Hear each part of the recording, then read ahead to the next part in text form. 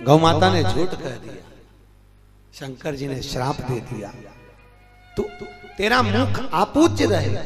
गौ माता तो झूठ बोली है, तेरा मुख अपूज्य रहेगा, तेरा पूरा शरीर पूजा जाएगा पर तेरा मुख नहीं पूजा जाएगा।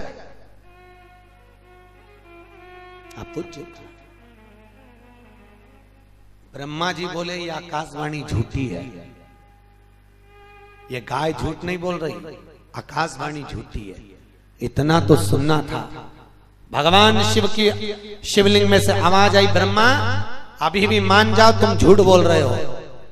ब्रह्मा जी कहते हैं मैं झूठा नहीं, ये आकाशवाणी झूठी है।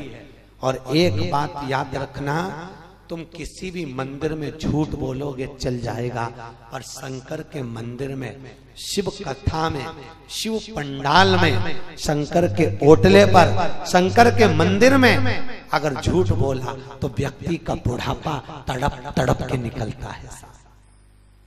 इसलिए पहले के जमाने में अदालत नहीं होती थी, पहले के जमाने में पंचायत नहीं होती थी, पहले के जमाने में अदालत नहीं होती, ना पंचायत होती। पहले के जमाने में बस गांव के लोग एक बात कहते थे, चल शंकर जी के मंदिर में उठा ले गंगा जल।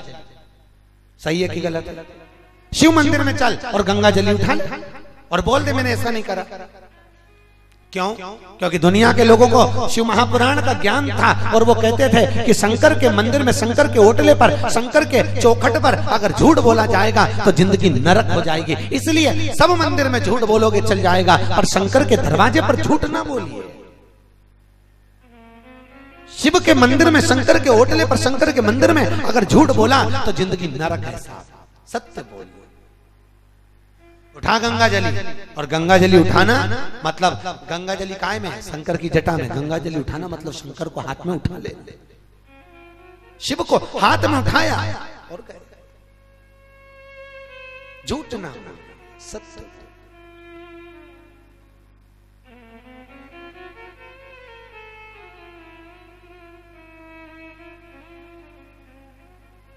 महाराज शंकर भगवान बोल रहे हैं, ब्रह्मा तुम झूठ बोल रहे हो।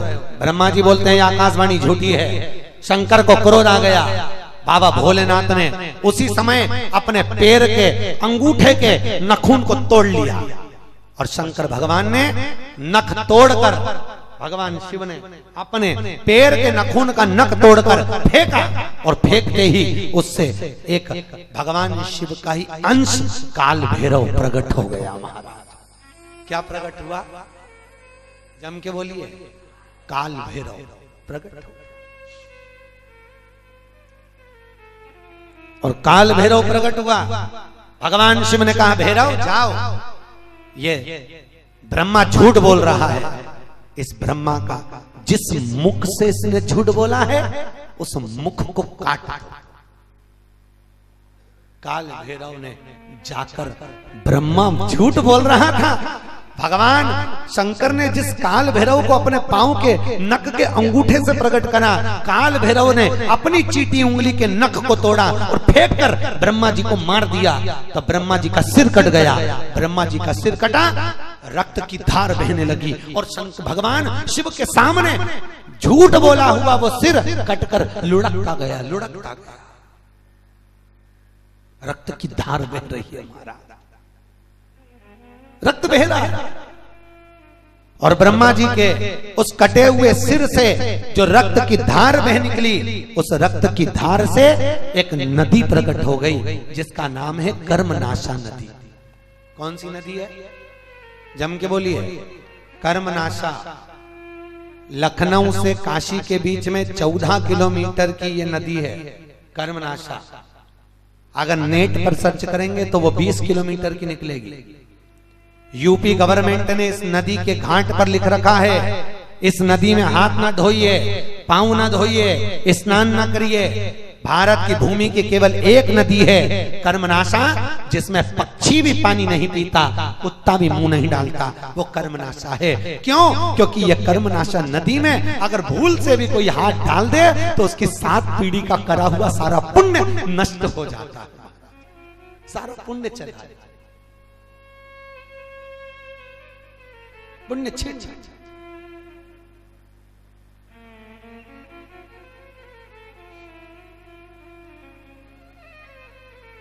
महाराज कितनी बड़ी बात है।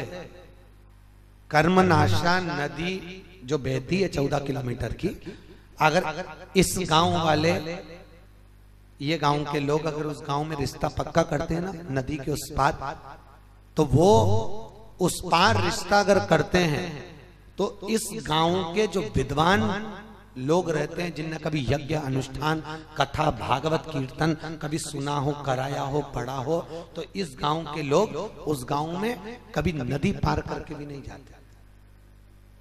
भले नाव में जाएंगे पर नदी पार ही नहीं करेंगे, हमारे पुण्य का नाश हो जाएगा, हमारे पुण्य चले जाएंगे। केवल एक कर्मनाशा नदी भारत की भूमि पर एक ऐसी है जिसमें आपने एकादशी करी हो, सोमवार का व्रत कराओ, मंगलवार का व्रत कराओ, कभी उद्यापन करा हो, कभी तुमने गौदान करा हो, अन्नदान करा हो, वस्त्रदान करा हो, कभी भागवत पुराण कराई हो, कथा कराई हो, तीर्थ गए हो, व्रत करा हो, कोई से भी उद्यापन करे हो, कितने मंदिर गए हो, अगर कर्मनाशा नदी का एक बूंद पानी भी अपने शरीर को छू जाता है तो सारा पुण्य नष्ट हो जाता है, सारा पुण्य गया, फिर वापिस करो। कर्मनाशा, इसलिए पूरी कर्मनाशा नदी के तट पर यूपी गवर्नमेंट ने बड़े बड़े होर्डिंग लगा रखे हैं, ये कर्मनाशा है, इसमें हाथ ना धोइए, ये कर्मनाशा है, इसमें पाँव ना डालिए, ये कर्मनाशा है, इसमें पानी ना पीजिए, ये पुण्य को छिन्न कर दिया, पुण्य नष्ट करें। आप लोगों में से किसी ने दर्शन करें कर्मनाशा के? कर्मनाशा पुण्य को छिन्न करती है। ब्रह्मा तुमने झूठ बोला, ब्रह्मा जी के झूठ बोलने के कारण जो रक्त बहा, उस रक्त से कर्मनाशा प्रकट हो गई।